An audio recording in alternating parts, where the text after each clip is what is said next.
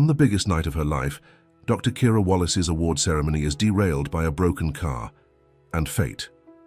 When her last hope for a ride turns out to be the boy who vanished from her past, everything changes.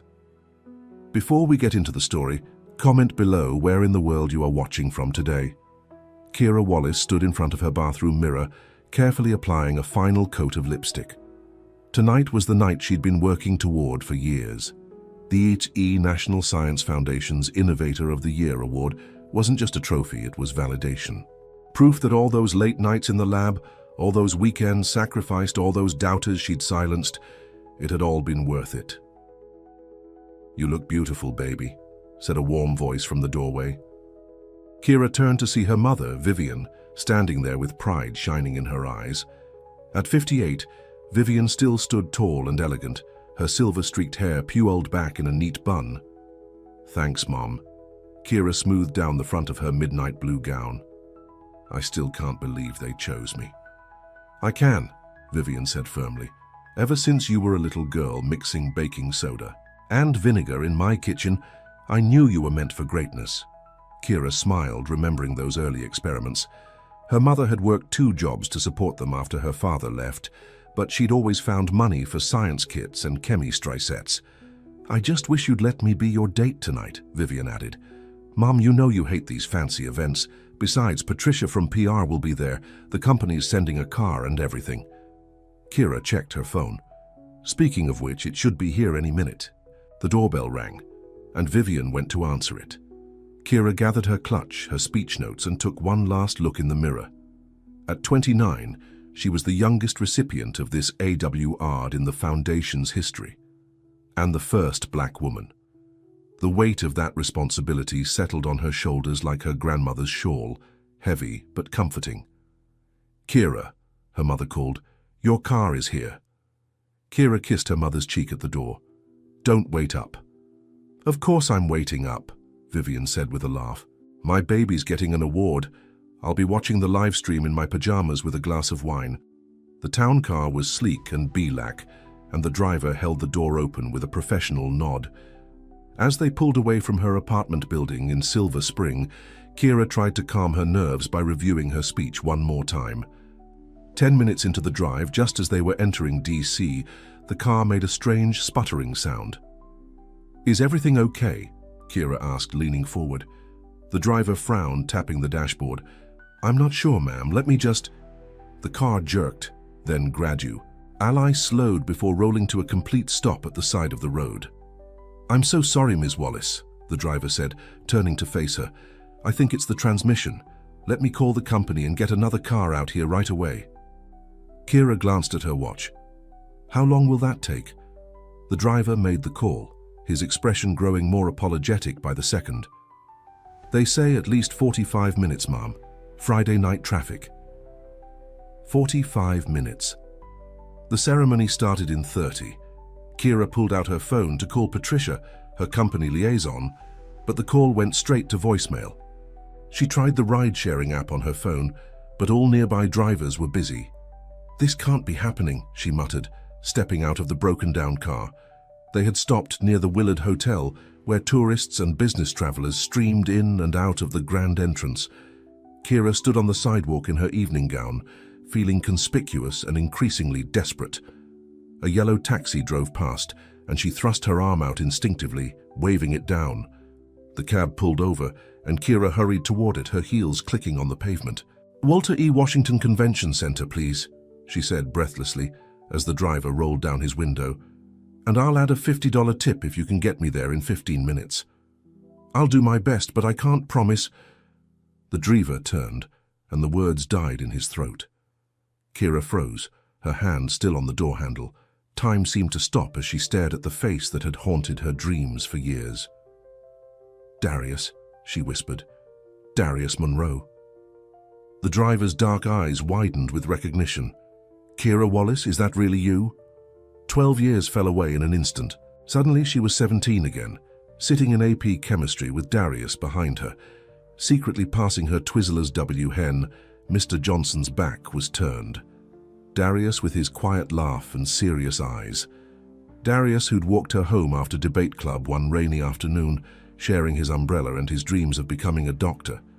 Darius, who had disappeared without a word after graduation. "I can't believe it's you," she said, sliding into the back seat. The taxi smelled faintly of pine air freshener and coffee. "Look at you," he said, his eyes taking in her gown, her carefully tiled hair. "You look like I'm late for a very important date," she finished for him, glancing at her watch again. "I'm serious about that tip, Darius. I really need to get to the convention center." He nodded, pulling the taxi back into traffic. "Special occasion?" "You could say that." Kira settled back against the seat, still trying to process this collision of past and present. "I'm receiving an award tonight for my work in pharmaceutical chemistry." Darius glanced at her in the rearview mirror, a smile spreading across his face. "Of course you are. You were always the smartest person in the room." "Not always," she said softly, remembering how he'd often challenged her in class discussions, how his insights had pushed her to think differently. An awkward silence settled between them, filled with 12 years of unasked questions. "So," she finally said, "how have you been? I never expected to see you driving a taxi." His shoulders tensed slightly. "Life takes unexpected turns sometimes." "I'm sorry. I didn't mean—" "It's fine," he said quickly. "After high school, my dad got sick. Pancreatic cancer. Medical bills piled up and college—" he shrugged. "College had to wait." Kira felt a pang of guilt. She'd been so consumed with her own journey, college, graduate school, her career, that she'd never looked back, never wondered what had happened to the boy with the bright eyes and brighter future. "I'm sorry about your dad," she said. "Did he—" "He passed away 6 months after diagnosis." Darius navigated through the evening traffic with practiced ease. "By then I was already driving to help pay the bills. Just never stopped, I guess." Another silence, heavier this time. "What about you?" he asked, changing lanes. "Obviously you became the brilliant scientist everyone expected." "Not everyone," he said, thinking of the professors who'd doubted her, the colleagues who'd tried to take credit for her work. "It wasn't an easy road. But you made it." There was no bitterness in his voice, only warmth. "I always knew you would." The taxi pulled up to a red light, and Darius turned to look at her properly. In the harsh streetlights, she could see the years on his face, fine lines around his eyes, a small scar on his chin that hadn't been there before. But his smile was the same, that crooked half-smile that had once made her teenage heart skip. "What happened to you after graduation?" she asked. "You just vanished. No goodbyes, nothing." The light turned green and he faced forward again. "Dad's diagnosis came the day after the ceremony.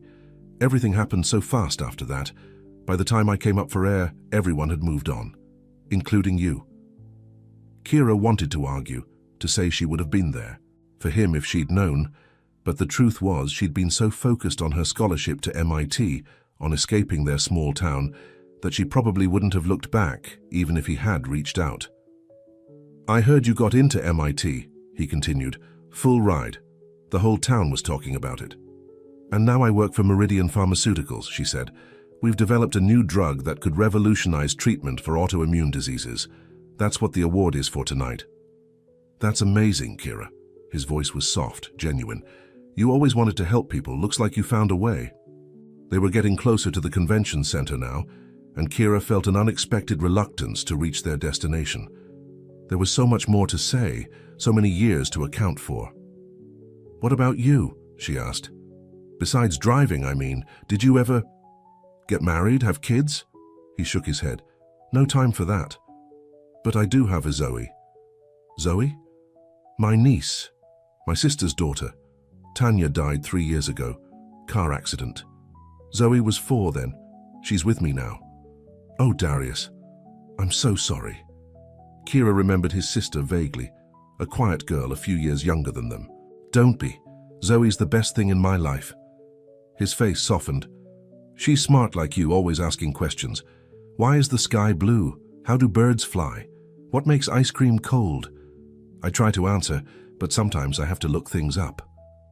"You were always good at explaining things," Kira said, remembering how he'd helped her understand complex formulas, breaking them down into simple parts. I bet you're a great uncle. I try. He pulled up in front of the convention center, where men in tuxedos and women in evening gowns were filing inside. Here we are, right on time too. Kira looked out at the crowd, at the life she'd built, then back at Darius. The road not taken. Thank you for the ride. He turned to face her again, his eyes meeting hers. It was good seeing you, Kira. You too. She hesitated, then pulled a business card from her clutch and scribbled something on the back. Here's my number, in case you... I don't know. In case Zoe has a science question you can't answer. He took the card, his fingers brushing hers. You're still brilliant, you know, he said quietly. Still the brightest thing I ever saw. The war. Dare sent a rush of warmth through her, awakening feelings she'd buried long ago. On impulse, she pulled a cocktail napkin from her clutch and wrote on it, passing it to him. Call me if you want to finish that walk home, it read, referencing that rainy day after debate club. His eyes widened slightly as he read it, then he looked up with that same crooked smile. Maybe I will. Kira paid the fare, adding the promised tip, then stepped out of the taxi. As she walked toward the entrance, she couldn't help glancing back. Darius was still watching her, a look on his face she couldn't quite decipher. Inside, Patricia was waiting, her face a mask of relief and irritation. Where have you been? The car company called and said you never showed up. It's a long story, Kira said, her mind still in that taxi. I'll tell you later. The ceremony was a blur. Kira accepted her award, gave her speech, smiled for photographs, but all she could think about was Darius, how life had dealt him such a different hand, how easily their paths might never have crossed again. Later that night, as her taxi, a different one, pulled up to her apartment building, her phone chimed with a text from an unknown number. Some walks are worth waiting for. Coffee tomorrow? Darius. Kira smiled in the darkness of the cab, feeling 17 and 29 all at once. She typed back, yes. As she paid the driver and stepped out, she looked up at the night sky, at the endless possibilities stretching above her. Maybe some rides didn't just take you forward, maybe some brought you full circle back to the beginning, but with new eyes to see what had been there all along. Her phone chimed again. Great, and Kira, I still have Twizzlers, still your favorite, right? She laughed softly. All those years. And he remembered. Maybe that was the thing about first loves. They never really left you. They just waited, sometimes in the most unexpected places, for you to find them again. Like a yellow taxi on a busy Washington street. As Kira walked into her building, she couldn't help but wonder what her mother would say about this unexpected reunion. Vivian had always pushed her forward, never back. Keep moving, keep climbing, keep proving yourself. That had been her mantra. But maybe, just maybe, there was room in her carefully constructed life for something she'd left behind. Someone who remembered who she was before the awards and accolades. Someone who had seen her brilliance when she was still learning to believe in it herself. Upstairs, her mother was waiting, just as she'd promised, still watching the ceremony replay on her laptop. There's my superstar, Vivian exclaimed, rising to hug her. You were magnificent. Thanks, Mom. Kira kicked off her heels with a sigh of relief. So tell me everything, Vivian said, patting the couch beside her. Was it as exciting as it looked? Did you meet anyone interesting? Kira smiled, thinking of the most unexpected encounter of all. Actually, Mom, you'll never guess who my taxi driver was tonight. As she told her mother about Darius, about their history and his current life, Vivian's expression changed from surprise to concern. He sounds like he's had a rough time, she said carefully, and he's raising a child. That's a lot of responsibility. He always was responsible, Kira said. That's one of the things I admired about him. Admired? Vivian raised an eyebrow. In the past tense, I hope. Kira felt a flicker of the old tension between them, her mother's fierce protectiveness, her determination that her daughter should have everything she herself had missed out on. Mom, it was just good to see an old friend, she said, not ready to examine her own feelings too closely. We're having coffee tomorrow, that's all. Just be careful, baby. Vivian squeezed her hand. You've worked so hard to get where you are. I don't want to see anything or anyone distract you from that." "It's just coffee," Kira repeated, but even as she said it, she knew it wasn't true. It wasn't just anything when it came to Darius Monroe. It never had been. Later, lying in bed, Kira found herself remembering that rainy afternoon walk, how they'd shared an umbrella too small for two, how their shoulders had bumped together with every step, how they'd talked about the future, her dreams of discovering life-changing medicines, his of healing one patient at a time. Life had taken them on such different journeys. Yet here they were, circling back to each other like planets returning to alignment after years in separate orbits. Her P-hone lit up with another text. "Good night, Kira. See you tomorrow." Such simple words, but they sent a shiver of anticipation through her. Tomorrow, a new day, an old friend, and possibilities she hadn't allowed herself to consider in years. "Good night, Darius," she typed back, then added impulsively, "I'm glad I flagged down your taxi." His response came seconds later. "Best fare I ever picked up." Kira fell asleep with a smile on her face, dreaming of yellow taxis and rainy days, and the boy who had once sat behind her in chemistry class, who now somehow had found his way back into her life. Sometimes the most important journeys weren't the ones that took you forward, but the ones that brought you home. The next morning, Kira woke to sunlight streaming through her bedroom curtains. For a moment, she wondered if she had dreamed the whole encounter with Darius, but when she checked her phone, his texts were still there, real and waiting for a response. They had agreed to meet at a small coffee shop near Rock Creek Park at 11. It was only 8 now, but Kira was already feeling nervous. What should she wear? What would they talk about? Would the connection she'd felt last night still be there in the light of day? She showered and changed 3 times before settling on a simple sundress and jean jacket, casual but nice. As she applied a light touch of Coop, her phone rang. It was Patricia from work. "Kira, you're all over the morning news. The award, your speech, everyone's talking about it. Dr. Jensen wants to meet with you Monday morning. I think they're going to fast-track your research funding." That's wonderful," Kira said, trying to focus on what this meant for her career. More funding meant larger clinical trials, which meant helping more patients. It was everything she had worked for. "Are you free for brunch? We should celebrate. I can get us a table at Marcel's." Kira hesitated. "I can't today. I already have plans." "Plans? With who?" Patricia sounded surprised. In the 3 years they'd worked together, Kira had rarely mentioned anything outside of work. No boyfriend, few close friends, just occasional dinners with her mother. "An old friend from high school," Kira said. "We ran into each other last night." "Well, cancel. This is huge, Kira. Your career is about to go into overdrive." "I can't cancel, Patricia. I'll call you tomorrow, okay?" After hanging up, Kira checked the time, 10:30. She grabbed her purse and headed out, heart pounding with a mix of excitement and nervousness she hadn't felt since her first major research presentation. The coffee shop was a cozy place, with mismatched furniture and local art on the walls. Kira chose a table by the window and ordered a latte, watching the door. At exactly 11, Darius walked in. He was wearing dark jeans and a light blue button-down shirt that brought out the warmth in his brown skin. His taxi driver jacket was gone, and without it, he looked younger somehow, more like the boy she remembered. Their eyes met, and he smiled. That same crooked smile that had always made her feel like she was the only person in the room. "Hi," he said, sliding into the chair across from her. "Hi." She suddenly felt shy, which was ridiculous.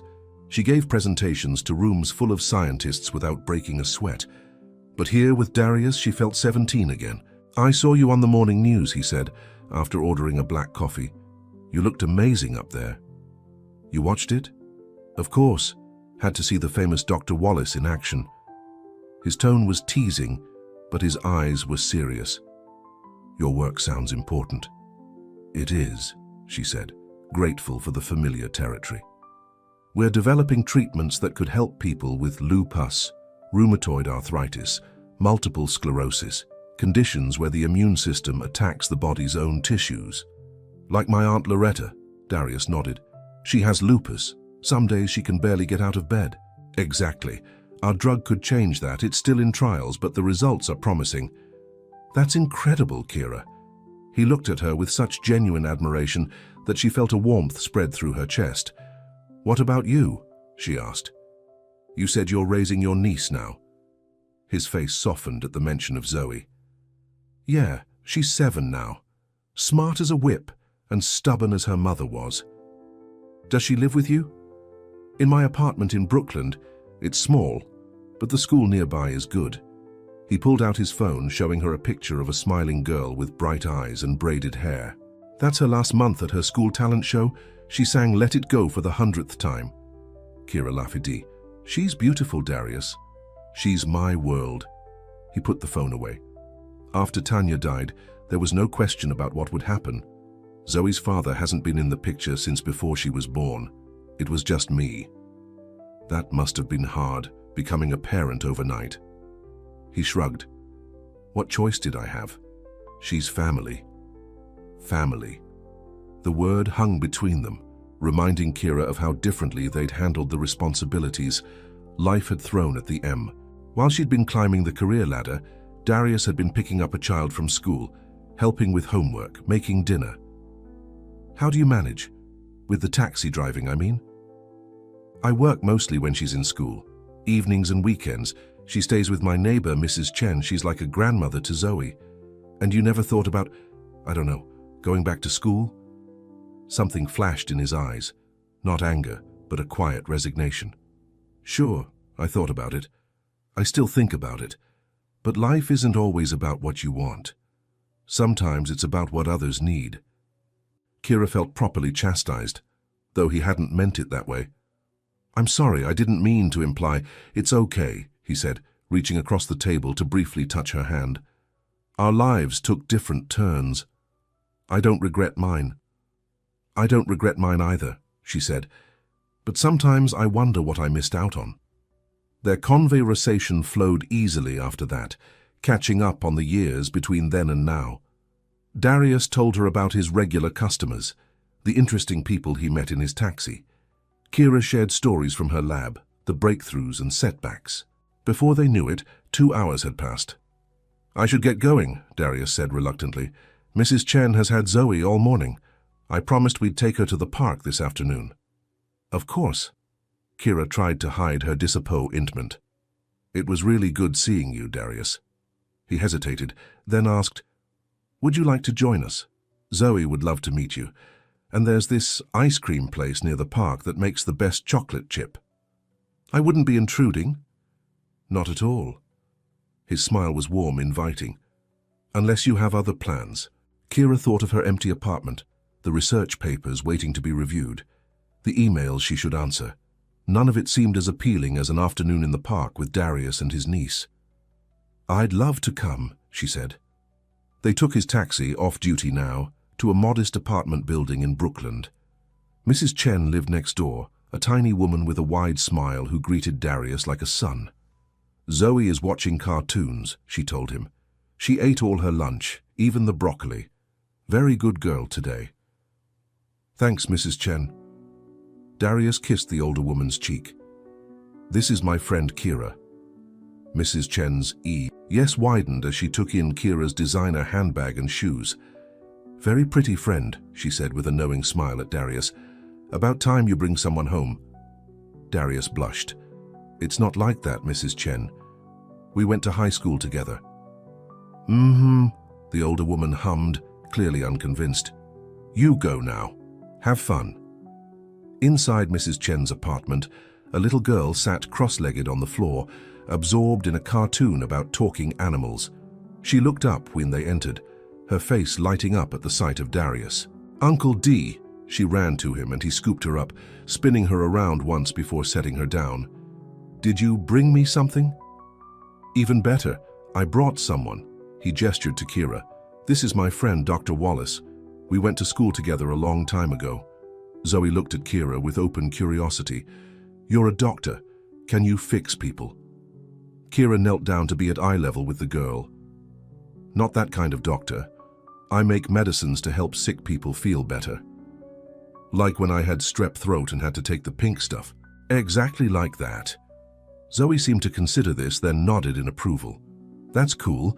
Uncle D says we're going to the park. Are you coming too? If that's okay with you. Do you like the swings? I can go super high.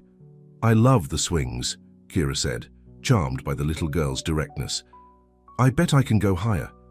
Zoe's eyes widened at the challenge. No way! Let's see.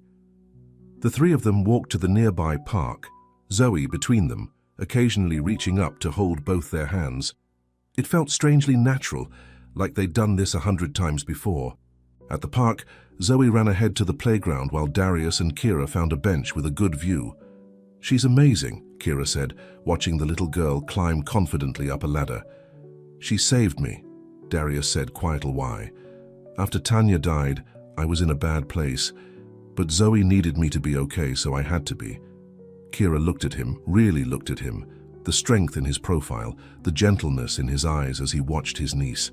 How had she never appreciated these qualities when they were young? Watch me, Zoe called from the top of the slide. We're watching, they called back in unison, then laughed at the coincidence.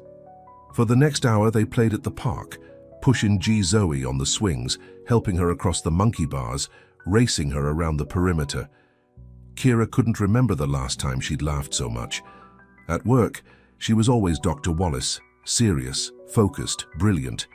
Here, she was just Kira, a woman enjoying a beautiful Saturday with a man she was increasingly drawn to, and a child who had no expectations of her except to play. Afterward, as promised, they went for ice cream. Zoe got chocolate with rainbow. Sprinkles. Darius chose butter pecan. Kira opted for strawberry. That's boring, Zoe declared, eyeing Kira's cone. Zoe, Darius said in a warning tone, be polite. It's okay, Kira laughed. She's right. I usually play it safe. You should try Uncle D's next time, Zoe said, her face smeared with chocolate. It's the best one. Next time. The words hung in the air, full of possibility. As the afternoon wore on, Kira found herself increasingly reluctant to leave. There was something so comfortable about being with Darius and Zoe, so different from her usual carefully structured life. But finally, as the sun began to set, she knew she had to go. She had reports to review before Monday's meeting with Dr. Jensen, emails to answer, preparations to make. I should head home, she said, as they walked back to Darius's apartment. Already? Zoe pouted. But we were going to watch a movie. Right, Uncle D? Darius looked at Kira, a question in his eyes. You're welcome to stay if you want. For a moment, Kira was tempted, but the responsible part of her, the part that had gotten her where she was, knew better. I can't tonight, she said regretfully. I have work to do before Monday. Another time then, Darius said, and it wasn't a question. I'd like that. She knelt down to say goodbye to Zoe. It was very nice meeting you. Thanks for showing me how high you can swing. You can come back and try to beat me, Zoe said magnanimously, but you won't. Kira laughed. We'll see about that. Darius insisted on driving her home, though she protested it was out of his way. Zoe waited with Mrs. Chen, extracting a promise from Kira that she would come back soon. In the taxi, they were quiet for a while, the day settling around them like a comfortable blanket. Thank you for today, Kira finally said. I had a wonderful time. Me too. Darius glanced at her, then back at the road. Zoe really liked you. I really liked her. You're doing an amazing job with her, Darius. He shrugged, but she could see he was pleased. I'm trying. Some days are harder than others. Still, Kira said. What you're doing, raising her on your own, working to support her, it's incredible. They pulled up in front of her apartment building, a modern high-rise with a doorman and Vale T parking. The contrast with Darius's modest apartment wasn't lost on either of them. This is me, she said unnecessarily. He put the car in park and turned to face her. Kira, I've really enjoyed seeing you again. I'd like to keep seeing you if that's something you'd want. The directness of his words startled her, but in a good way. Darius had always been honest. It was one of the things she'd admired about him. I'd like that too, she said softly. So, but I need to be clear about something. My life is complicated. Zoe comes first, always, and I'm not the same person I was in high school. I don't have big career ambitions anymore. I'm just trying to give my niece a good life." "I understand." And she did. She respected him even more for being upfront about it. "Do you?" he asked, searching her face. "Because your life is so different from mine. You're going places, Kira. Important places. I don't want to hold you back." "You're not holding me back. You never did." She reached out, touching his hand lightly. "Maybe we could just see where this goes, one day at a time." He nodded, turning his hand to squeeze hers. "One day at a time." The moment stretched between them, full of unspoken feelings. Kira found herself looking at his lips, wondering if they would feel the same as she'd imagined at 17. As if reading her thoughts, Darius leaned in slowly, giving her time to pull away if she wanted to. But she didn't want to. She met him halfway, their lips touching in a soft, tentative kiss that quickly deepened into something more. His hand came up to cup her cheek, and hers found its way to his shoulder, steadying herself against the rush of feelings. When they finally pulled apart, they were both a little breathless. "I've wanted to do that since AP Chemistry," Darius admitted with a small laugh. "Why didn't you?" she asked. "I didn't think someone like you would be interested in someone like me." "And now?" His eyes met hers, serious again. "Now I'm still not sure, but I'm willing to find out." Kira smiled, feeling lighter than she had in years. "Me too." She got out of the taxi, but turned back before closing the door. "Call me tomorrow?" "Count on it," he said. As she watched him drive away, Kira felt as though she was standing at a crossroads. Behind her was the life she'd built. Successful, predictable, safe. Ahead was something unknown, potentially complicated, definitely risky. But for the first time in years, she was excited about what tomorrow might bring.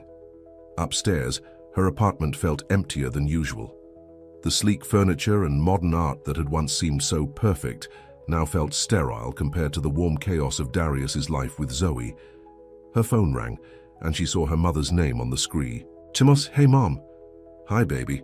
I just wanted to check how your coffee date went with that taxi driver." Kira smiled to herself. "His name is Darius, Mom, and it wasn't just coffee. I spent the day with him and his niece." There was a pause on the other end of the line. "His niece?" "Zoe, she's 7. He's raising her after his sister died." "Oh." Another pause. "That's a big responsibility." "He handles it beautifully," Kira said, a defensive edge creeping into her voice.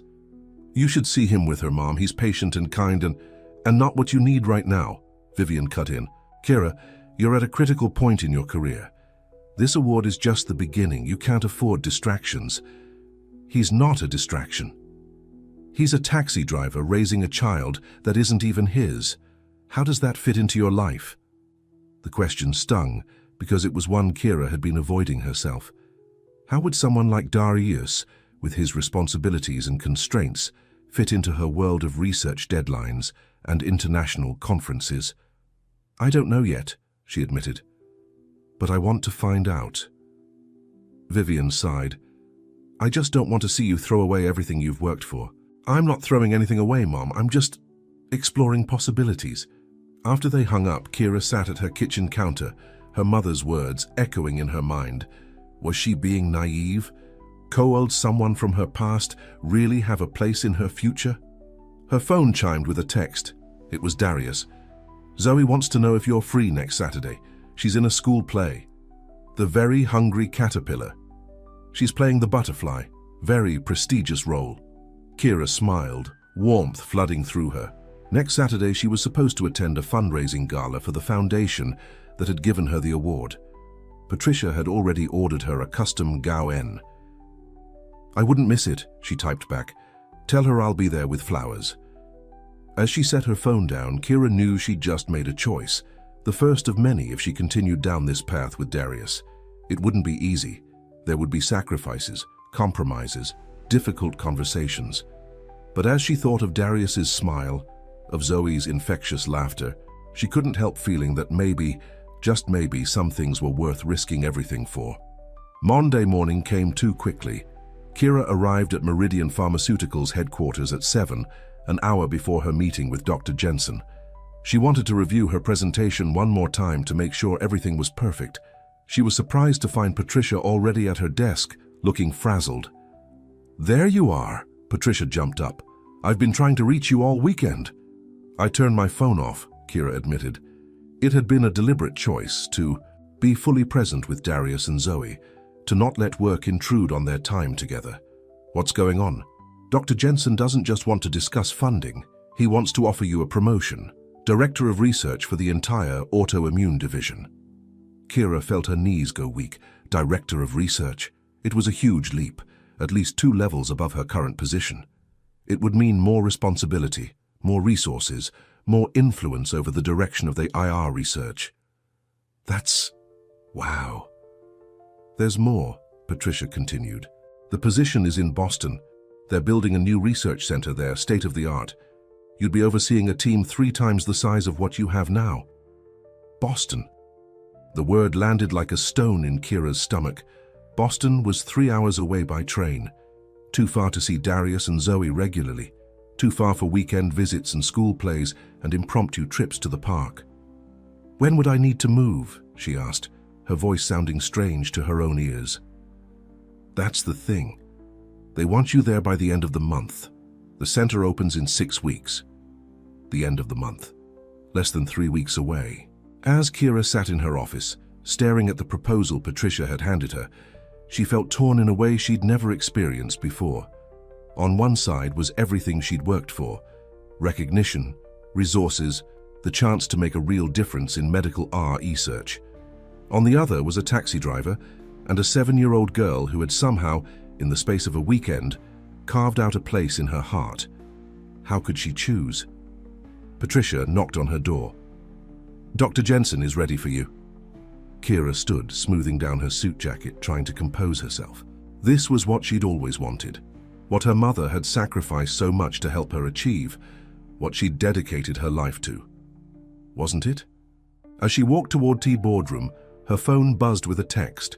She glanced down to see Darius's name on the screen. "Just wanted to say good luck with your meeting today. Zoe says to crush it." Her words, not mine. I'd say something more dignified like excel or succeed admirably. But the sentiment's the same. You're going to be amazing. A smile spread across Kira's face, even as confusion swirled in her heart. How had this man, this unexpected detour in her carefully planned journey, become so important so quickly? And how was she going to tell him that the career opportunity of a lifetime might take her away from him just as they'd found each other again? With a deep breath, she stepped into the boardroom, where Dr. Jensen and the executive team were waiting to offer her everything she'd ever thought she wanted. "It's the opportunity of a lifetime, Dr. Wallace," Dr. Jensen said, beaming at Kira across the polished boardroom table. "Our Boston facility will be the crown jewel of Meridian's research division, and we want you to lead it." Kira looked down at the glossy brochure in front of her. The proposed research center was magnificent. 10 stories of gleaming glass and steel, with laboratories that would make her current workspace look like a high school science classroom. "The salary, of course, reflects the importance of the position," added Elaine Winters, the HR director, sliding a folder toward Kira, "along with a generous relocation package and signing bonus." Kira opened the folder and tried not to let her shock show on her face.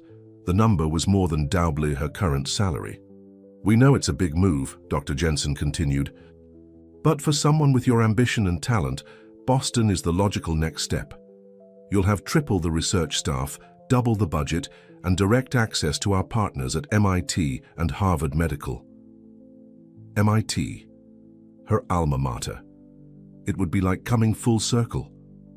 "When would you need my decision?" Kira asked, her voice steadier than she felt. "By the end of the week," Dr. Jensen replied. "We need to announce the appointment at the investor meeting on Monday." The end of the week. 4 days to decide the course of her future. "I'm honored," Kira said carefully, "and I'm grateful for the opportunity. I just need a little time to consider all the implications." Dr. Jensen looked surprised. He'd clearly expected an immediate yes. "Of course," he said, recovering quickly. "Take the time you need. But Kira..." He leaned forward, his voice drop-ping to a confidential tone. "This is what we've been working toward. What you've been working toward. Don't let anything stand in your way now." The implication was clear. Don't let anything, or anyone, hold you back. After the meeting, Kira retreated to her office, closing the door. Her hands were shaking slightly as she set the folder on her desk. Everything about the offer was perfect. It was exactly what she would have jumped at a week ago. Before Darius, before Zoe. She picked up her phone to call him, then hesitated. What would she say? How could she explain that just as they were reconnecting, her career might take her away? Her phone rang, startling her. It was her mother. "How did the meeting go?" Vivian asked without preamble. "They offered me a promotion," Kira said. "Director of Research for the Autoimmune Division." "That's wonderful." Her mother's voice was filled with pride. "I knew they would. I'll recognize your talent. When do you start?"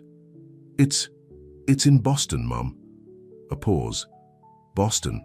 Well, that's not so far. Just a train ride away. They want me to move by the end of the month." Another pause, longer this time. "This is a big opportunity, isn't it?" "Huge," Kira admitted. "Everything I've been working for." "Then there's no decision to make," Vivian said firmly. "You take it. This is your future, Kira." "But what about..." She couldn't quite bring herself to say his name. "That taxi driver?" Her mother's voice softened. "Baby, you've known him for 2 days. You have your whole life ahead of you. Don't throw away your dreams for a high school memory." The words stung because there was truth in them. She had reconnected with Darius just 3 days ago.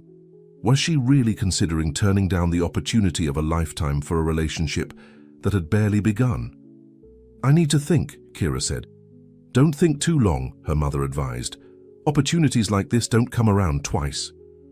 After hanging up, Kira sat at her desk, staring out the window at the DC skyline. The rational part of her brain, the scientist, the career woman, knew what she should do: take the job, move to Boston, continue on the path she'd been following since she was 17. But another part of her, a part that had awakened when she saw Darius's face in that taxi window, wasn't so sure. Her phone buzzed with a text. Darius again. "How did the meeting go? Crush it?" She smiled despite herself. "Still in progress," she typed back. "Tell you later?" "Dinner at my place tonight? Nothing fancy, just spaghetti. Zoe's been asking about you." The invitation made her heart skip. Such a simple thing, dinner with Darius and Zoe. Yet the prospect filled her with more joy than the prestigious job offer had. "I'll bring dessert," she replied. The rest of the day passed in a blur of meetings and lab work, but Kira's mind kept returning to her dilemma. Boston or DC, career or whatever this thing with Darius might become. At 6, she left the office, stopping at a bakery to buy a chocolate cake that she hoped Zoe would like. Then she took a taxi, not Darius's, to his apartment in Brooklyn. He answered the door wearing jeans and a faded t-shirt, a dish towel slung over his shoulder. The casual domesticity of it made Kira's heart ache. "Hey," he said, his face lighting up at the sight of her. "Come in." The apartment was small but tidy, with colorful artwork, clearly Zoe's, decorating the walls. The furniture was mismatched but comfortable looking, and family photos crowded every surface. "Uncle D, is that her?" Zoe's voice called from what Kira assumed was the kitchen. "It's me," Kira called back, setting the cake box on the coffee tray. "Blah." Zoe appeared, wearing an apron that was much too big for her, tomato sauce smeared on one cheek. "You came. I'm helping make dinner. I'm in charge of the garlic bread." "That's a big responsibility," Kira said seriously. "I know." Zoe nodded solemnly. "Uncle D says I'm the best garlic bread maker in DC." "High praise," Kira said, catching Darius's eye over Zoe's head. He smiled, a warm, intimate smile that made her stomach flutter. "Dinner's almost ready," he said. "Zoe, why don't you show Kira your school project while I finish up?" Zoe grabbed Kira's hand, pulling her toward a small desk in the corner of the living room. "I'm making a model of the solar system," she announced proudly. for science class. The project was spread out across the desk, styrofoam balls of various sizes painted in bright colors, some already attached to wire arms. "See, that's the sun." Zoe pointed to a yellow ball in the center. "And that's Earth. And that's Mars." As the little girl explained her project, Kira felt a lump forming in her throat. There was something so precious about this moment, this ordinary, perfect moment in a small apartment in Brooklyn. Dinner was simple but delicious. Zoe chatted about school and her friends, and Darius added occasional comments, his eyes often straying to Kira's face with a warmth that made her blush. After they'd eaten Teehee chocolate cake, which Zoe declared was the best cake in the universe, Darius suggested that Zoe get ready for bed. "But it's not even 8 yet," she protested. "It's a school night," he reminded her gently, "and you still need a bath after all that tomato sauce." "Can Kira read me a story?" Zoe asked, turning pleading eyes to both adults. Darius looked at Kira. "If she doesn't mind." "I'd love to," Kira said, meaning it. 30 minutes later, after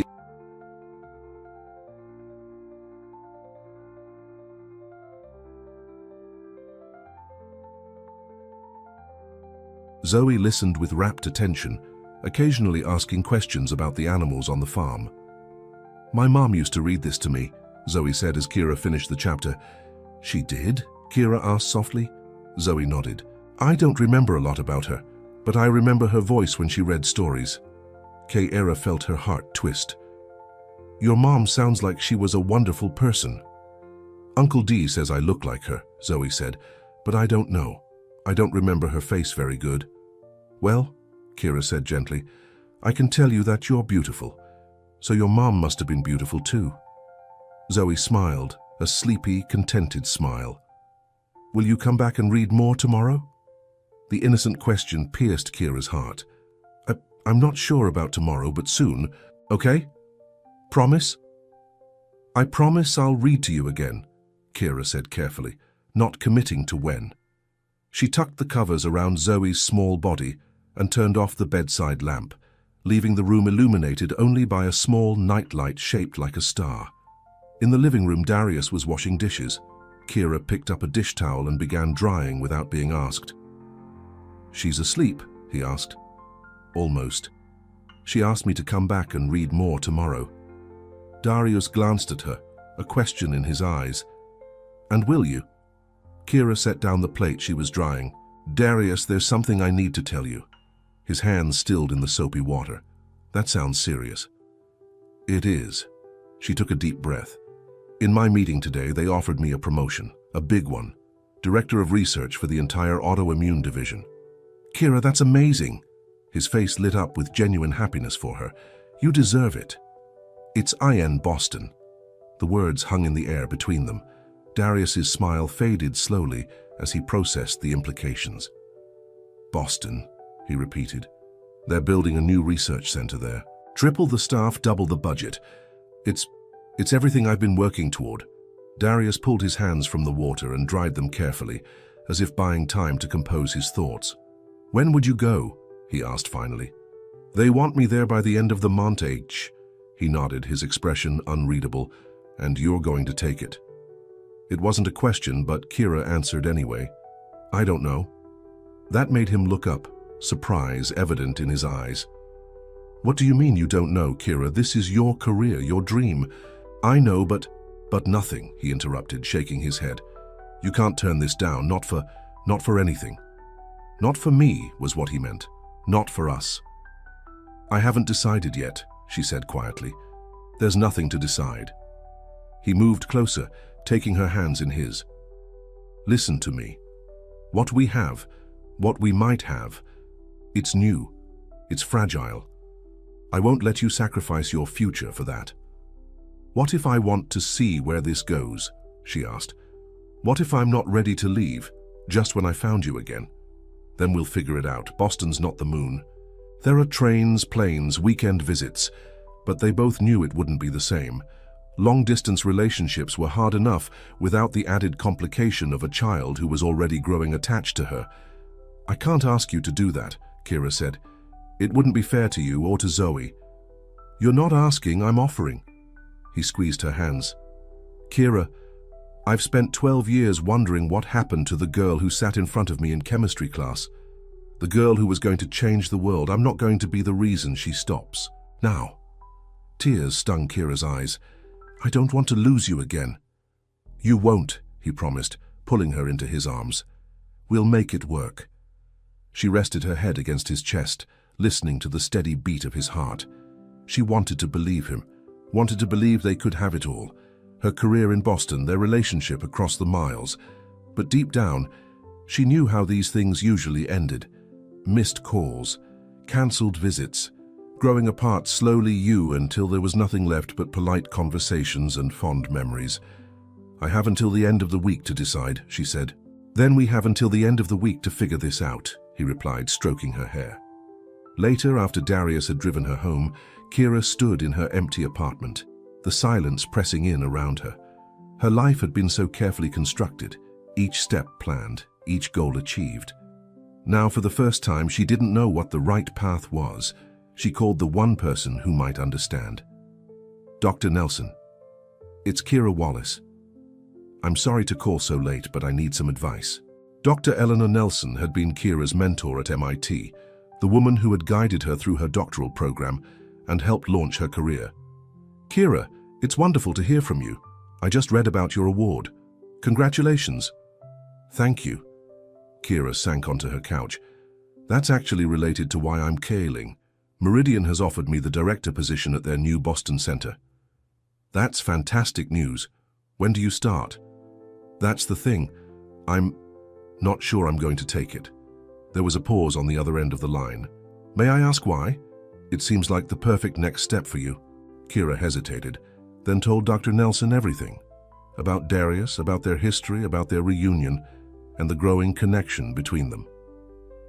I see, Dr. Nelson S.'d when Kira had finished. And you're worried that taking this position would mean losing this relationship before it truly begins. Yes, Kira admitted. Is that crazy? To even consider turning down an opportunity like this for a relationship that's only a few days old? It's not crazy, Dr. Nelson said gently. It's human. We make choices based on what we value most. The question is, what do you value most, Kira? I don't know anymore. All my life, it's been my career, making a difference through my research. But now you're discovering there might be other ways to find fulfillment, Dr. Nelson finished for her. Exactly. Can I share something personal with you? Her mentor asked. Of course. When I was about your age, I was offered a position at Stanford. Prestigious, well-funded, everything I'd worked for. But my husband's business was in Boston. He couldn't relocate. I had to choose. What did you do? Kira asked, though she thought she knew the answer. Dr. Nelson had been at MIT for as long as she'd known her. I turned it down, Dr. Nelson said simply. I chose love over advancement. Many of my colleagues thought I was making a terrible mistake, that I was sacrificing my potential. Do you regret it? Not for a moment. My career still flourished, just on a different path than I'd originally envisioned. And my marriage gave me a kind of joy that no professional achievement ever could. Kira absorbed this. It wasn't the advice she'd expected from her career-focused mentor. That said, Dr. Nelson continued, I'm not suggesting you should make the same choice. Your situation is different. This relationship is new, untested, and there might be compromises that would allow you to pursue both paths. Like what? Have you considered asking if you could start the position remotely? WORK from DC for the first few months, commuting to Boston as needed? That would give you time to see if this relationship has long-term potential before you uproot your life. It was an option Kira hadn't considered. Do you think they'd agree to that? They might, especially if they want you badly enough. And from what I've heard, Kira, they do want you badly enough. After hanging up, Kira felt a glimmer of hope. Maybe there was a way to have both, the career she'd worked for and the man who made her heart race. The next morning, she requested a meeting with Dr. Jensen. I've been considering the offer, she told him, sitting across from his desk. And I'm very interested, but I have a counter-proposal. Dr. Jensen raised an eyebrow. I'm listening. I'd like to start the position remotely, working from DC for the first 3 months. I would commute to Boston weekly for in-person meetings and be fully available by video conference. After 3 months, I would relocate permanently.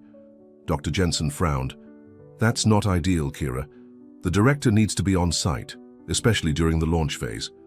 I understand that, she said, but I believe I can be effective even with a hybrid arrangement for the first 3 months, and it would allow me to properly transition my current projects and team.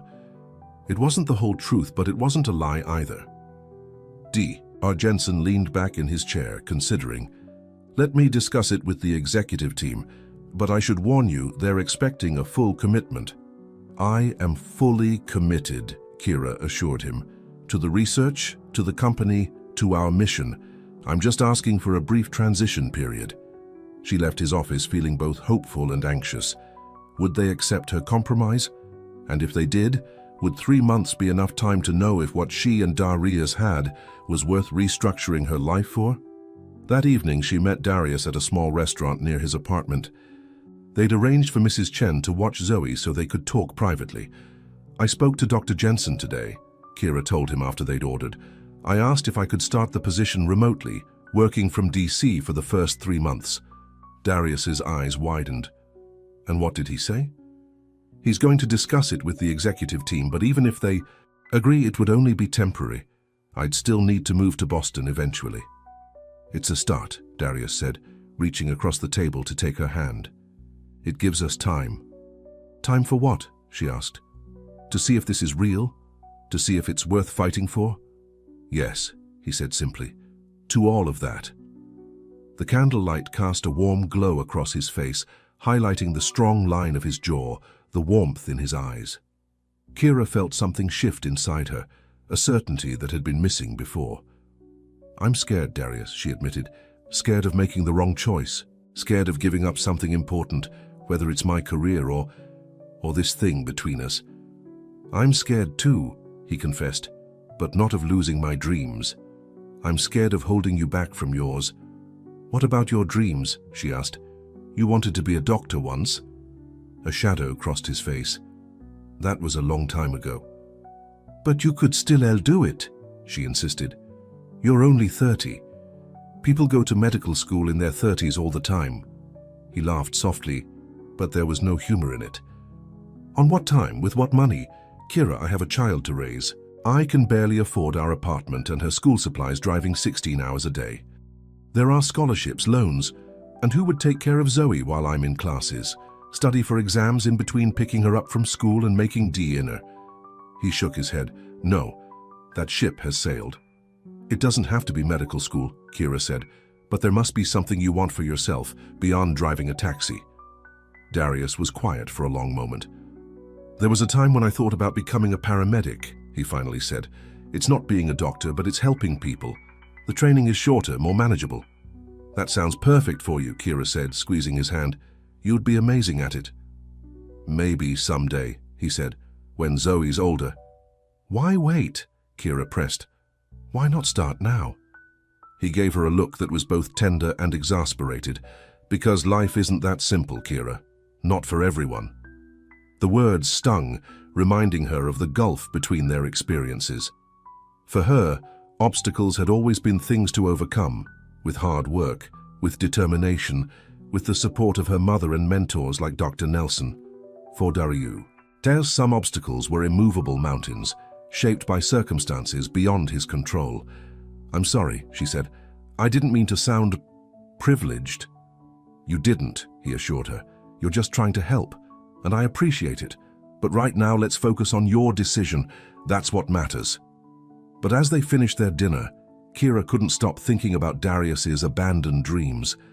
How many other talented, intelligent people never reached their potential because of circumstances? A parent's illness, a sister's death, a child who needed care. It seemed so unfair.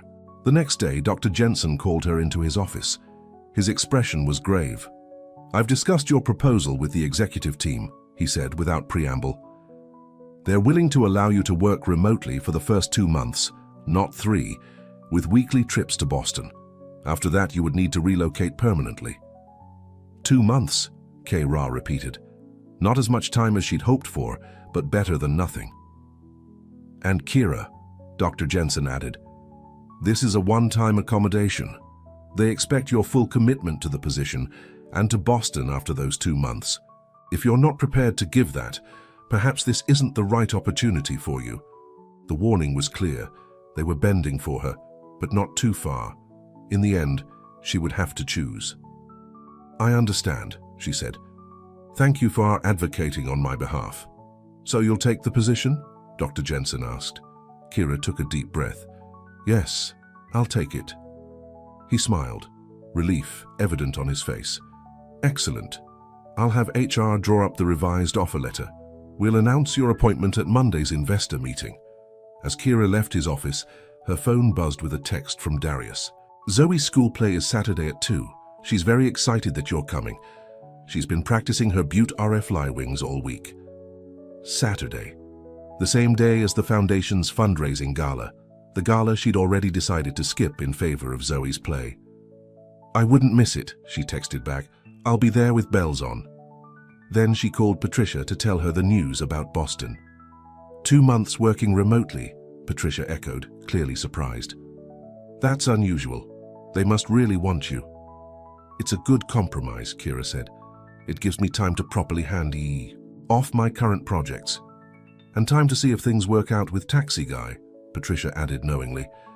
Kira had told her friend about Darius over lunch the day before. Patricia had been skeptical but supportive. That too, Kira admitted. Well, I hope for your sake it does work out, but if not, Boston has plenty of eligible bachelors, many of whom drive much nicer cars. Kira laughed, but her heart wasn't in it. She didn't want an eligible bachelor. A nice car.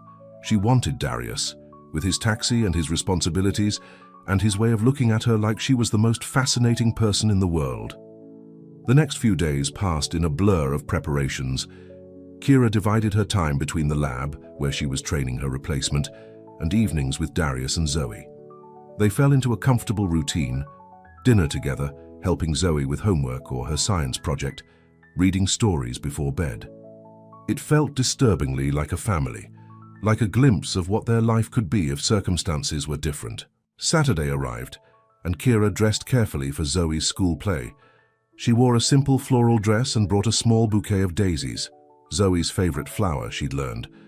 As promised, she sat in the front row, next to Darius, watching as Zoe transformed from a caterpillar into a butterfly, her homemade wings fluttering with childish enthusiasm.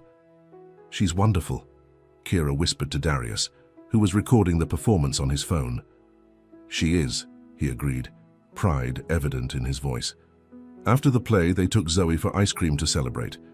The little girl was still wearing her butterfly wings, too excited to take them off. Did you see me, Kira? Did you see when I turned into a butterfly? I did, Kira assured her. You were the most beautiful butterfly in the whole garden.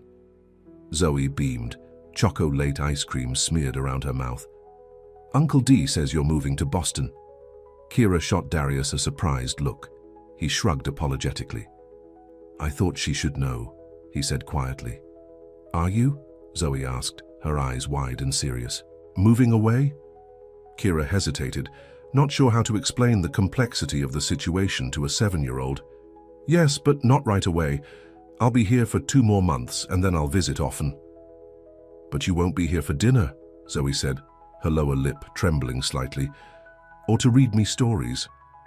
Not every night, Kira admitted, but we can read stories over the computer, and I'll come visit as much as I can. Zoe looked down at her ice cream, no longer interested in eating it. That's what my mom said too, that she'd visit, but she never did. The words hit Kira like a physical blow. She looked at Darius, who closed his eyes briefly, pain etched on his face. Zoe, he said gently, that was different. Your mom wanted to visit you, but she couldn't because she went to heaven. I know, Zoe mumbled, but Kira's going to heaven too. Boston heaven. Despite the gravity of the moment, Kira couldn't help but smile at the child's logic. Boston isn't heaven, sweetie. It's just another city, not very far away. How far? Zoe demanded. About 8 hours by car, Darius supplied, or an hour by airplane. That's too far. Zoe declared, crossing her arms over her butterfly wings. "You should stay here with us." The simplicity of the child's solution made Kira's heart ache. If only it were that easy. "I wish I could," she said softly. "But my work is important. I'm helping make medicine that can help sick people feel better." "Can't you make medicine here?" Zoe asked, the pure logic of childhood cutting through the adult complications. Kira glanced at Darius, who was watching her with an unreadable expression. "It's complicated," she finally said, "but I promise I won't disappear from your life. You and your uncle are too important to me." Zoe seemed to consider this, her small face scrunched in thought.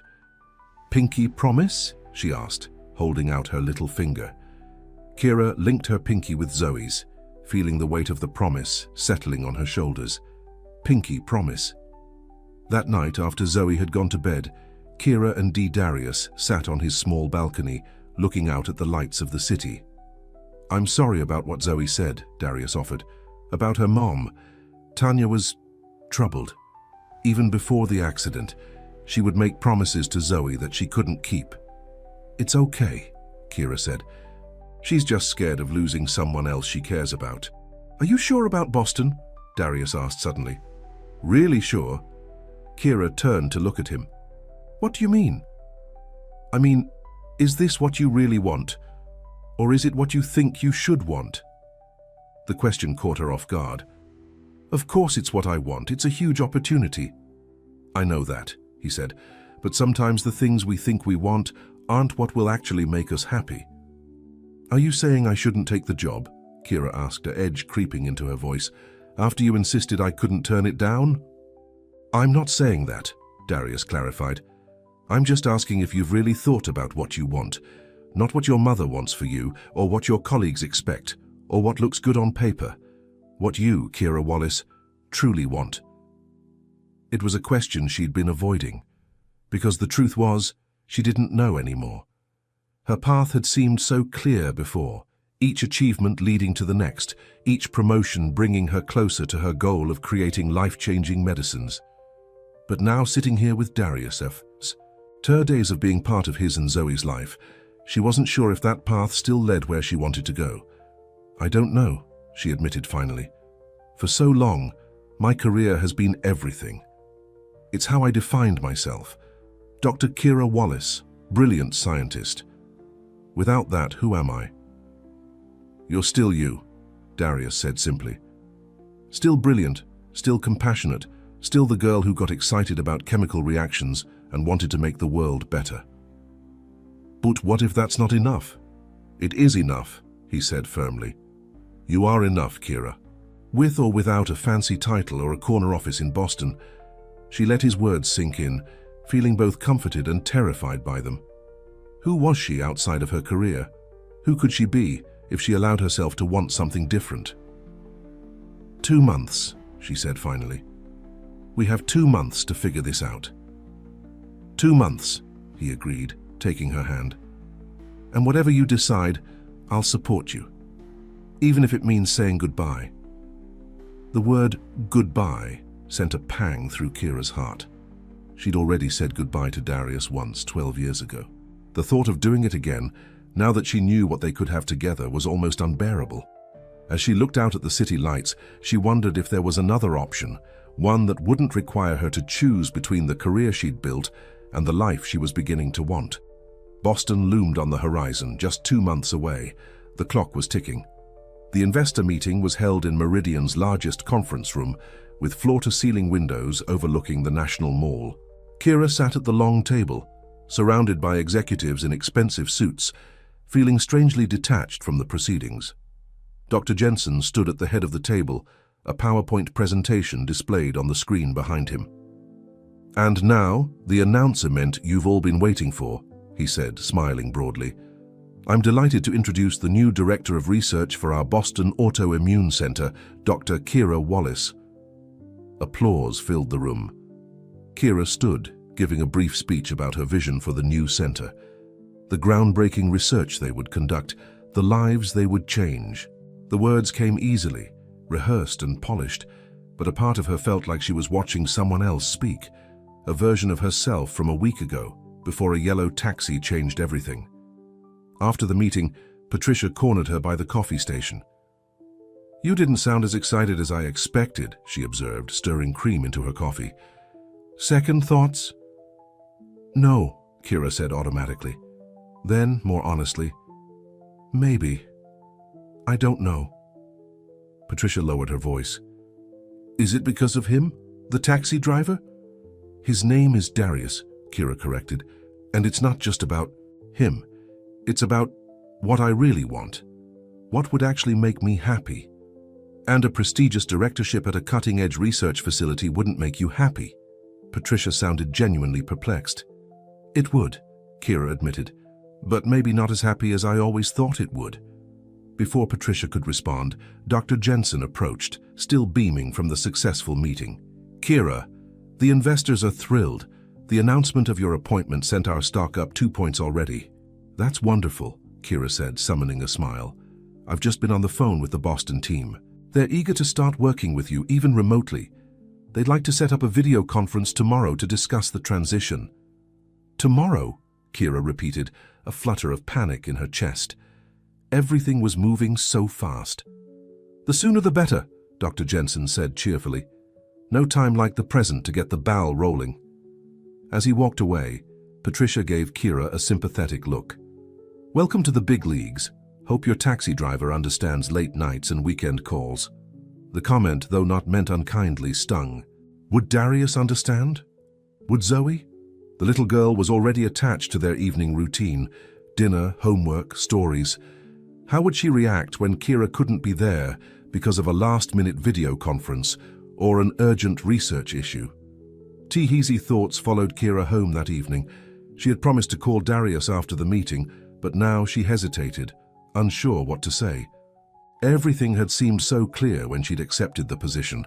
They would have 2 months to see if their relationship could survive the distance, to find a balance between her career and their growing connection. But already, just hours after the announcement, she could feel the pull of her new role taking her away from them. Her phone rang, Darius's name lighting up the screen. "Hey," she answered, trying to sound more cheerful than she felt. "How was the big meeting?" he asked. "It went well. They announced my appointment. The investors were pleased." "That's great." His voice was warm, genuinely happy for her. "You should be proud." "I am," she said, but the words felt hollow.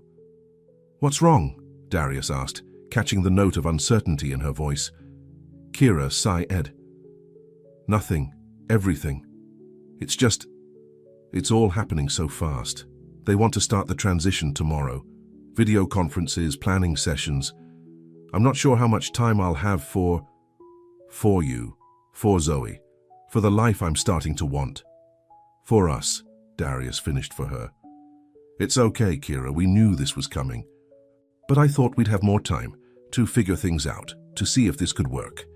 "We still have time," he assured her. 2 months, remember? We'll make it work." His confidence should have been reassuring, but instead, it made Kira's heart ache. How could he be so certain when she was so full of doubt? "Zoe asked if you're coming for dinner tonight," he said, changing the subject. "I told her you might be busy with work." "I should be," Kira admitted. "I have reports to review for tomorrow's call, but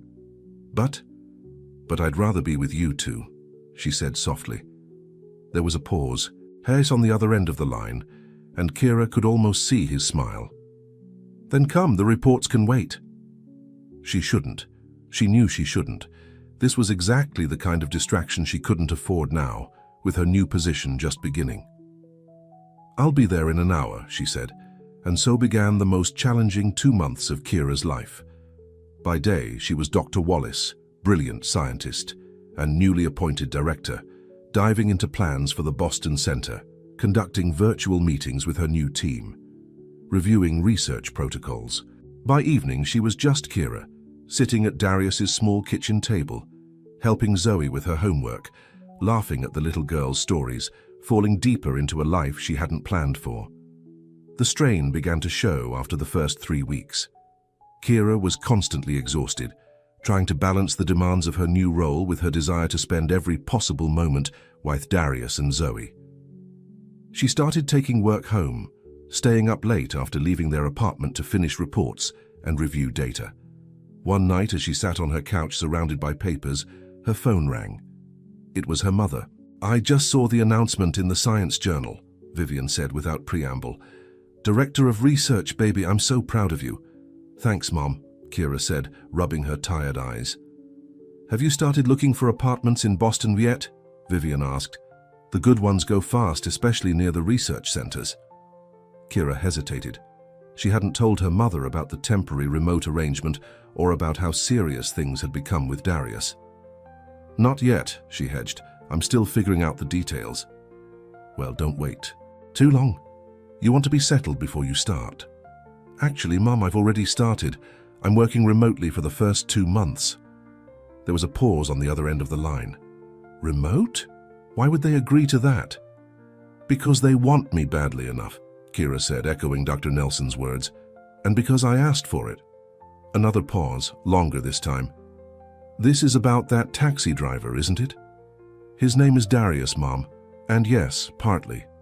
I want a D-time to see if what we have could work long distance before I move." "Oh, Kira." Her mother's voice was heavy with disappointment. "I thought you were past this. I thought you understood what was at stake." "I do understand," Kira said, a defensive edge creeping into her voice. "But I also understand that there might be more to life than just my career." "More than your career?" Vivian repeated incredulously. "Kira, do you have any idea how hard I worked, Ked, to make sure you had these opportunities? How many sacrifices I made so you could go to MIT, so you could become the success you are today?" The words hit Kira like a physical blow. Her mother had sacrificed everything for her, working multiple jobs, going without so Kira could have the best education, the best chances. How could she now suggest that career wasn't everything? "I know, Mom," she said softly, "and I'm grateful. I really am. But what? You're willing to throw it all away for a man you've known for a month? A man with a child who isn't even his? Think about what you're saying, Kira." "I'm not throwing anything away," Kira insisted. "I took the job. I'm doing the work. I just want to see if there's a way to have both.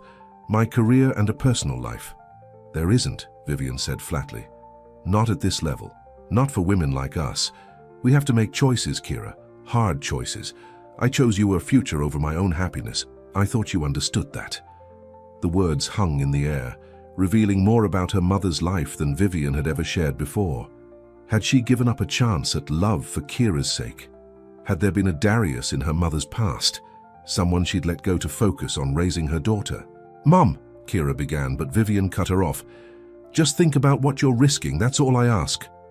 After hanging up, Kira sat in the darkness of her apartment, her mother's words echoing in her mind. Was she being naive, foolish? Was she risking her hard-won career for a relationship that might not even survive the distance? These questions followed her through the next week, adding to the stress of her dual life. She began to miss dinners at Darius's, cancelled plans with Zoe, arrived late and left early when she did manage to see them. One evening, nearly 5 weeks into her new position, she arrived at Darius's apartment after a particularly grueling day of virtual meetings. Zoe was already in bed, having waited up as long as she could for Kira to arrive.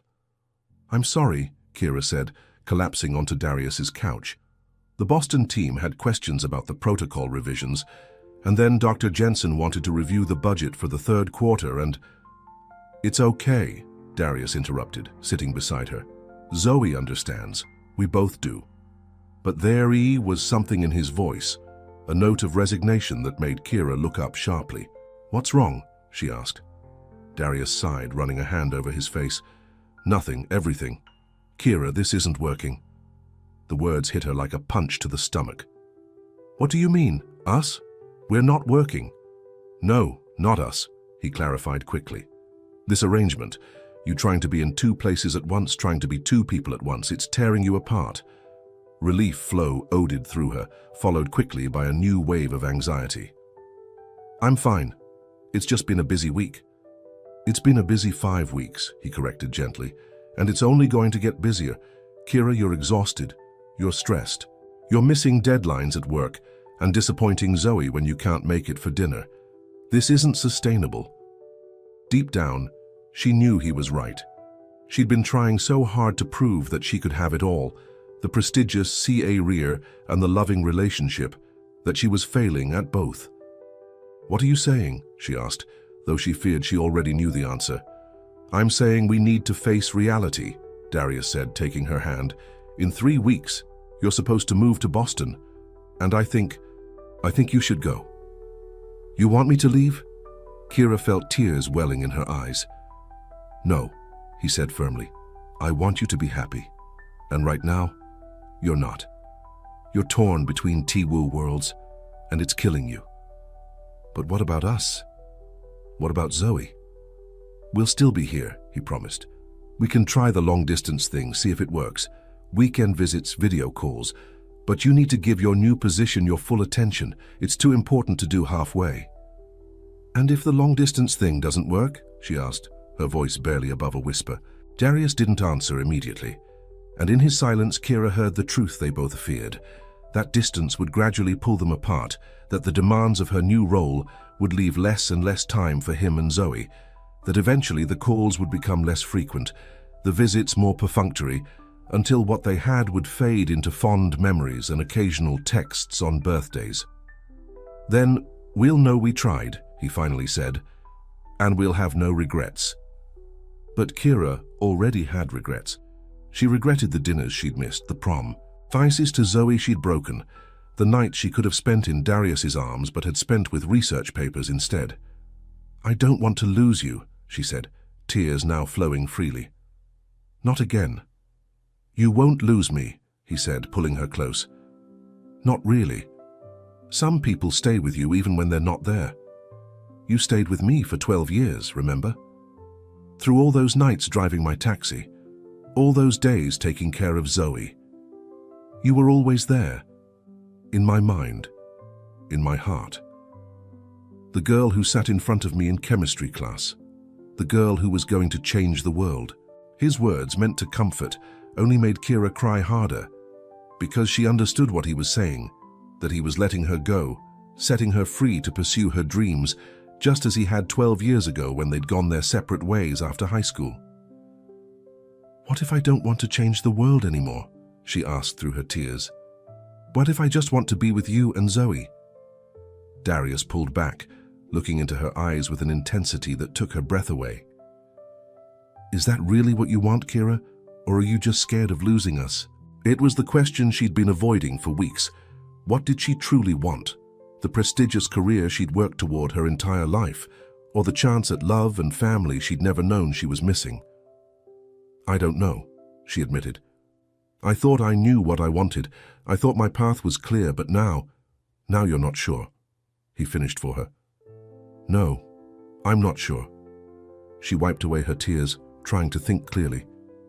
"But I do know that these past weeks, even with all the stress and exhaustion, have been some of the happiest of my life.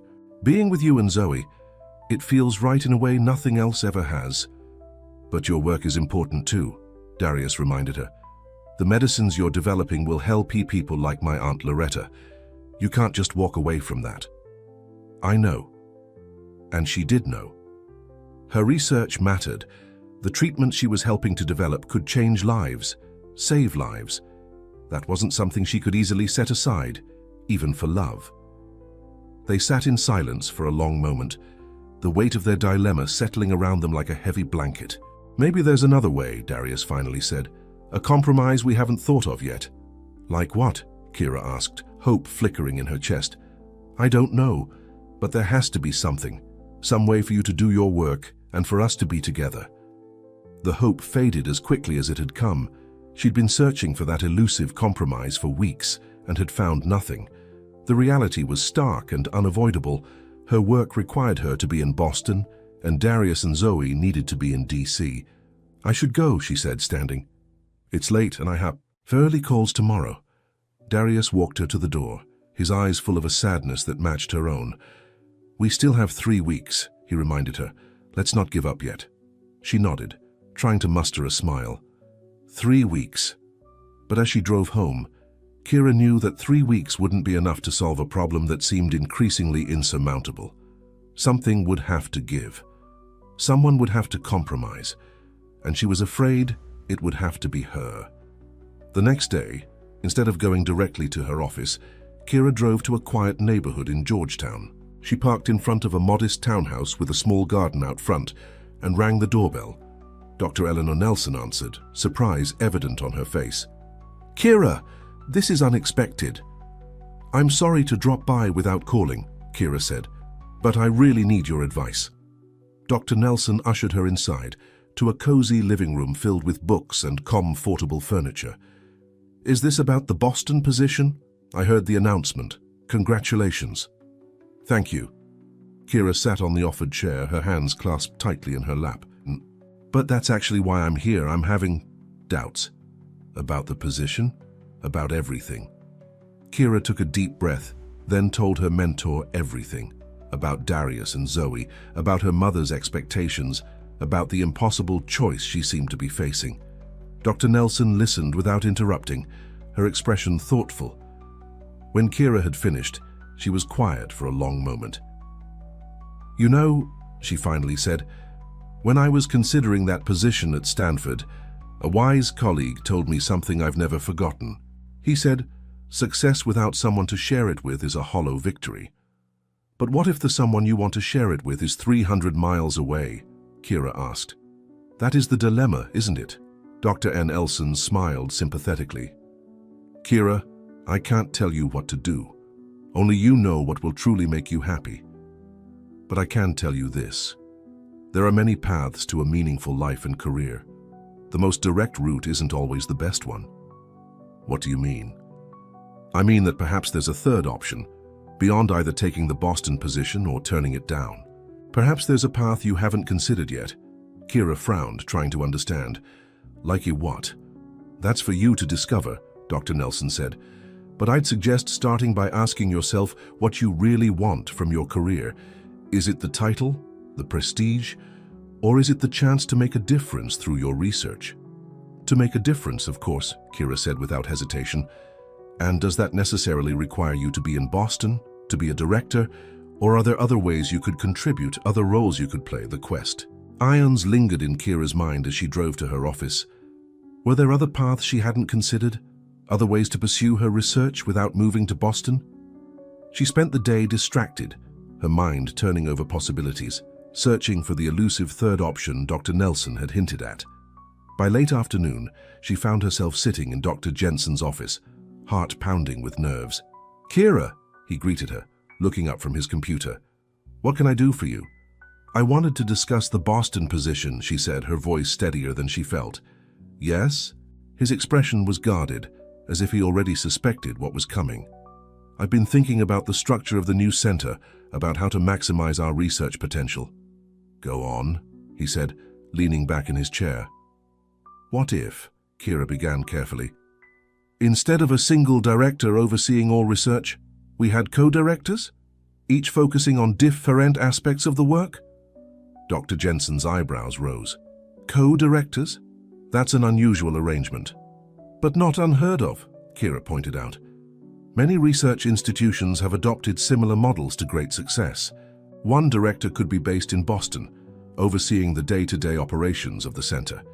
The other could work remotely, focusing on research design and analysis." "And I assume you're suggesting yourself for the remote position?" Dr. Jensen's tone wasn't dismissive, merely thoughtful. "Yes," Kira admitted. "I believe I could be more effective focusing on the science rather than the administrative aspects of the role, and it would allow me to remain in DC, where I have personal commitments." Dr. Jensen was quiet for a long moment, considering. "The board might take some convincing. They've already announced your appointment as the sole director. But if we present it as an enhancement to the original plan, a way to strengthen our research capabilities..." Kira leaned forward, her passion for the idea growing as she spoke. "Think about it, Dr. Jensen. 2 brilliant minds instead of one. Twice the innovation, twice the leadership." "And who would be your counterpart in Boston?" he asked. Kira had thought about this too. "Dr. Lillian Chen. She's already on the team, she knows the research intimately, and she has the administrative experience. Science I lack." Dr. Jensen tapped his fingers on his desk, his expression unreadable. "This is highly irregular, Kira. I know, she acknowledged, but it could work. It could be better than the original plan. Because you believe you can do your best work from here? Or because you don't want to leave DC? The question was direct, almost challenging, but Kira met his gaze steadily. Both, she said honestly. I found something here, someone that matters to me. But I also believe that my research shouldn't have to suffer because of that. This arrangement would allow me to continue my work without compromising my personal life. Dr. Jensen sighed, but there was a hint of a smile on his face. You always were the most determined researcher on my team, never willing to accept limitations. Is that a yes? Kira asked hopefully. It's a I'll present it to the board, he clarified. I can't promise they'll agree, but I'll make the case. Thank you, Kira said, relief washing over her. That's all I can ask. As she left his office, Kira felt lighter than she had in weeks. There was no guarantee the board would accept her proposal, but at least she'd found a potential path forward, one that wouldn't require her to choose between her career and her heart. She drove straight to Darius's apartment, eager to share the news. He answered the door with a look of surprise. Kira, I thought you had meetings all afternoon. I did, she said, unable to contain her excitement. But I think I've found a solution. Inside, she explained her proposal to him. Co-directors, her working remotely from DC, occasional trips to Boston, but no permanent relocation. Do you think they'll go for it? He asked, hope evident in his voice. I don't know, she admitted, but Dr. Jensen is going to present it to the board. And even if they say no, she took a deep breath. Even if they say no, I've made my decision. What decision? Darius asked cautiously. I'm staying in DC, Kira said firmly. With or without the director position, I can find another research role here. What I can't find is another you, another Zoe. Darius stared at her, shock evident on his face. Kira, you can't give up this opportunity, not for us. I'm not giving anything up, she insisted. I'm choosing something else, something better. Before he could argue further, the front door burst open and Zoe ran in, just home from school with Mrs. Chen. Kira, the little girl exclaimed, throwing herself into Kira's arms. You're here early. I am, Kira laughed, hugging her tight. I wanted to see you. Over Zoe's head, she met Darius's eyes, silently conveying the depth of her feelings. This moment, this child in her arms, this man looking at her, with such tenderness, this was what mattered. The next 2 weeks were a whirlwind of negotiations and planning. To Kira's surprise and relief, the board was receptive to her proposal. Dr. Lillian Chen was delighted by the opportunity to serve as co-director, and together they developed a detailed plan for how they would share responsibilities and communicate across the distance. There would still be challenges, of course.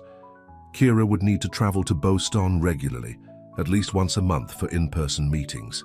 There would be early morning calls and late-night research sessions, but she would come home to Darius and Zoe, to the life they were building together. 2 days before the end of her remote working period, Kira was invited to speak at the commencement ceremony for her alma mater, Georgetown University. It was an honor she couldn't refuse, though the timing was tight with her new co-director role officially beginning the following week.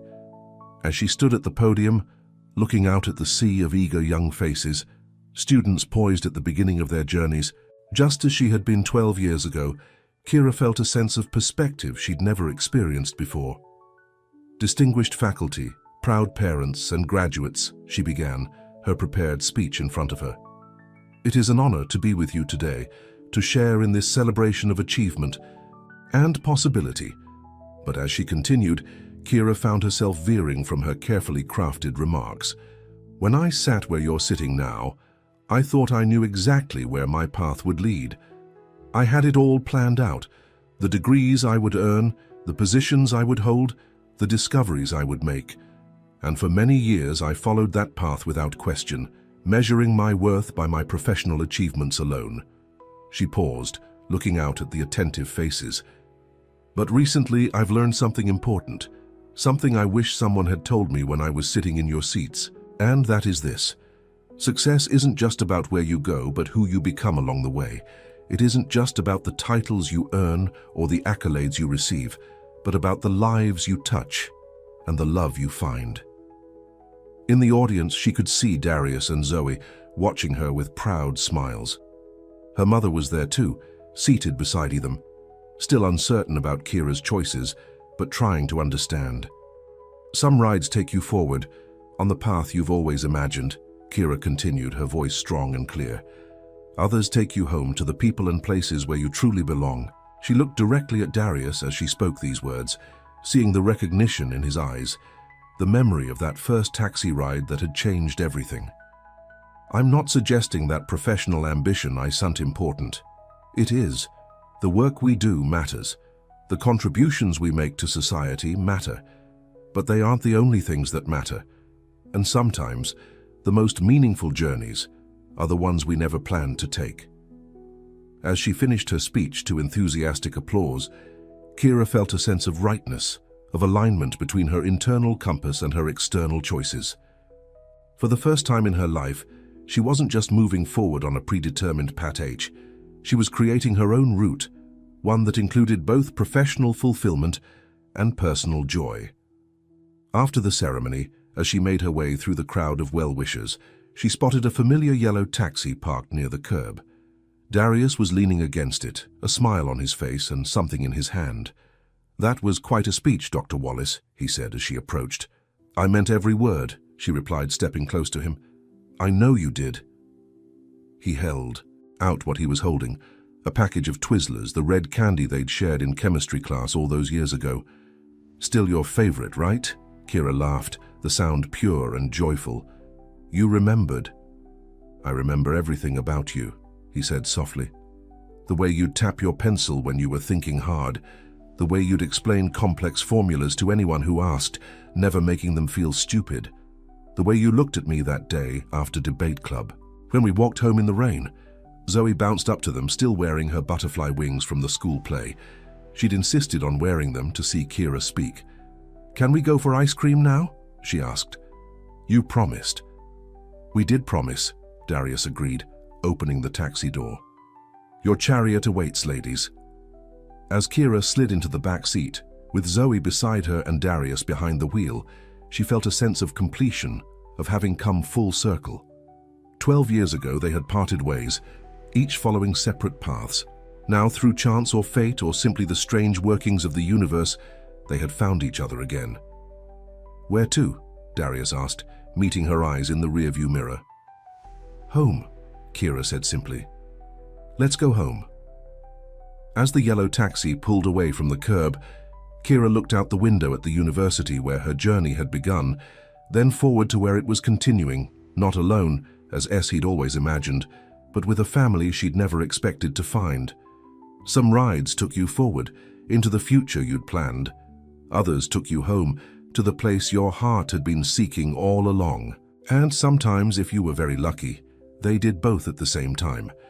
The taxi turned onto the street heading toward Brookland, toward the small apartment that Kira had come to think of as home. In her hand, she held a package of Twizzlers, a small, sweetie reminder of where they'd started and how far they'd come. And as Zoe chattered excitedly about what flavor of ice cream she would choose, and Darius smiled at them both in the rearview mirror, Kira knew with absolute certainty that she had made the right choice. Not the easy one, not the expected one, but the one that would bring her the deepest fulfillment and joy. For the first time in her life, Dr. Kira Wallace wasn't just successful, she was happy. And that, she was beginning to understand, was the greatest achievement of all. 3 months later, Kira stood in the laboratory of Meridian's DC facility, reviewing data from the Boston Center's latest clinical trials. The co-director arrangement was working better than anyone had anticipated, with Kira focusing on the research design and analysis while Dr. Chen managed the day-to-day operations in Boston. Her phone buzzed with a text from Darius. "Don't forget, Zoe's science fair is at 4. She's nervous but won't admit it." Kira smiled, typing back, "Wouldn't miss it. Leaving in 30 minutes." She finished her analysis, sent the results to Dr. Chen and packed up her things. As she drove to Zoe's school, she reflected on how much had changed in the past few months. She and Darius were officially a couple now, spending most nights together at his apartment, though she still maintained her own place. They We're taking things slowly, building a solid foundation before making any permanent changes. But Kira knew where they were headed, could see the future taking shape before her, a future that included not just professional success, but also love, family, and the kind of happiness she'd never known to seek. At the science fair, Zoe proudly showed off her solar system model, now expanded to include detailed information about each planet. Kira stood beside Darius, his arm around her waist, as they listened to the little girl explain gravitational pull to her impressed teacher. "She gets her brains from you," Darius whispered, making Kira's heart swell with love and pride. Later that evening, after Zoe had gone to bed, Darius and Kira sat on his small balcony, looking up at the stars that Zoe had been so excitedly describing. "I have something to ask you," Darius said, turning to face her. "What is it?" Kira asked, noting the serious tone in his voice. "I've been thinking about my future, about what you said, about it not being too late to follow my dreams. And," she prompted, hope rising in her chest, "I applied to the paramedic training program at Georgetown. I got in." "Darius," Kira exclaimed, throwing her arms around him, "that's wonderful." "It won't be easy," he cautioned. "Classes 3 nights a week, clinical training on weekends. Mrs. Chen has agreed to watch Zoe, but it's still going to be a challenge." "We'll make it work," Kira said firmly. "I can adjust my schedule to be with Zoe when you're in class. We're a team now, remember?" Darius smiled, relief evident on his face. "I was hoping you'd say that." "Did you think I wouldn't support you?" she asked, surprised. "No, I knew you would, but I also know how busy you are with the co-director position. I didn't want to add to your stress." "The S isn't stress," Kira said, taking his hand. "This is life. Real life, with all its complications and challenges and incredible joys." They sat in comfortable silence for a moment, the city lights twinkling below them, the stars shining above. "You know," Darius said finally, 12 years ago, when I sat behind you in chemistry class, I used to daydream about a future with you, but I never imagined it could actually happen." "Neither did I," Kira admitted. "I was so focused on getting out, on proving myself, that I didn't see what was right in front of me." "And now?" he asked, his eyes searching hers. "Now I see everything clearly," she said softly. "I see you. I see Zoe. I see the life we're building together, and it's better than any future I could have planned." Darius leaned in, kissing her with a tenderness that still made her heart race after all these months. "You know," he said when they pulled apart, "I'm thinking of selling the taxi. Once I finish the paramedic program, I won't need it anymore." "Really?" Kira was surprised. The taxi had been such a constant in his life, his lifeline during the difficult years. "Really, it's time for a change, time to move forward." Kira smiled, thinking of how far they'd both come. He from the boy who'd had to abandon his dreams to care for his family, she from the girl so driven to succeed that she'd forgotten to ask what success really meant. "Speaking of moving forward," Darius continued, reaching into his pocket, "there's something else I wanted to ask you." He pulled out a small velvet box, and Kira's breath caught in her throat. "It's not what you think," he said quickly, noting her expression. "Or at least, not exactly." He opened the box to reveal a simple silver key. "This is a key to our apartment," he explained. "Zoe and I would like to ask if you'd consider moving in with us. Not right away if you're not ready, but when you are." Tears welled in Kira's eyes as she took the key. It wasn't a ring, but in many ways, it was an even more meaningful commitment. An invitation to join their family, to make their home her home too. "Yes," she said without hesitation. "Yes, I would love to move in with you and Zoe." Darius's face lit up with joy. "Really? You're sure?" "I've never been more sure of anything," Kira assured him. "This is where I belong. With you, with Zoe. This is home." As they embraced under the stars, Kira thought about the strange, wonderful journey that had brought her to this moment. A broken-down car, a missed gala, a yellow taxi with a familiar face behind the wheel. Sometimes, the most important rides weren't the ones that took you where you planned to go, but the ones that brought you where you were always meant to be. 2 weeks later, Kira stood at a podium in the Boston Research Center, presenting the preliminary results of their groundbreaking drug trial to an audience of scientists and investors. Dr. Chen stood beside her, the two of them a formidable team despite the physical distance that usually separated them. As Kira fielded questions from the audience, demonstrating her expertise and passion for the research, she caught sight of two familiar figures slipping quietly into the back of the room. Darius and Zoe had flown up to surprise her, to support her on this important day. Zoe waved excitedly when Kira spotted them, and Darius gave her a thumbs up, his face filled with pride. In that moment, Kira felt a completeness she'd never known before, her professional accomplishments and personal happiness no longer at odds, but perfectly, beautifully aligned. After the presentation, as the three of them walked along the Charles R. Ivor, Zoe skipping ahead to chase the ducks, Darius took Kira's hand. "That was amazing," he said. "You were amazing. Thank you for coming," she replied, squeezing his hand. "It means everything to have you both here." "We wouldn't have missed it," he assured her. "Besides, Zoe wanted to see where you work when you come to Boston." "And what does she think?" Kira asked, smiling as she watched the little girl tossing breadcrumbs to the gathering ducks. "She thinks it's okay, but she likes having you in DC better," Darius reported with a grin. Her exact words were, "Boston is nice for visiting, but home is better." "She's a wise little girl," Kira said softly. "She gets that from you too," Darius replied, wrapping an arm around her shoulders as they walked. The late afternoon sun cast a golden glow over the river, the city, and the three figures walking along its banks. A scientist who had learned that success meant more than titles and awards, a former taxi driver preparing for a new career helping others, and a little girl who had brought them together. Some journeys were measured in miles, in achievements, in destinations reached. But the most important ones, Kira now understood, were measured in moments like these, moments of connection, of belonging, of love. As they turned back toward the hotel where they would spend the night before flying home tomorrow, Kira felt a deep sense of gratitude for the unexpected detour that had changed the course of her life. The broken-down car, the yellow taxi, the familiar face that had made her breath catch. "What are you thinking about?" Darius asked, noticing her thoughtful expression. "I was just remembering that night," she said, "when I flagged down your taxi." He smiled, the same crooked smile that had always made her heart skip. "Best fare I ever picked up." "Best ride I ever took," she replied.